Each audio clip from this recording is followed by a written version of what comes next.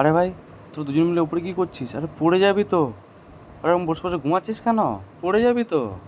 আরে এমনি এমনি কি আমরা উঠে গেছি এখানে? হ্যাঁ, আগে তোদের মতো মশারি টাঙিয়ে ঘুমাতাম, কিন্তু যা গরম পড়েছে, মশারির মধ্যে দিয়ে ফ্যানের হাওয়া ঢুকছে না বলে মশারি ছাড়াই ঘুমিয়েছিল। দিয়ে তারপর মশাগুলো জ্বালাচ্ছিল, কি জ্বালাচ্ছিল বাপরে। তোরা মশা মারার ধূপ বা অল আউট কিছুই জ্বালাসনি? আর অল আউটে কোনো কাজ হয় না ভাই। অল আউটের ওপর দেখি মশা বসে আছে, মশা বসে অল আউটের গন্ধ শুকছে। আর ধূপকাঠি যতক্ষণ হয়তো মশাগুলো একটু বেহুশ হয়ে গেল, দিয়ে আবার বসে চলে আসে, দিয়ে আবার কামড়ানো শুরু করে দিয়ে। কি আর বলবো বল ভাই। তো এর সাথে উপরে ওঠার কি সম্পর্ক? উপরে কি করে উঠে গেলে ভাই?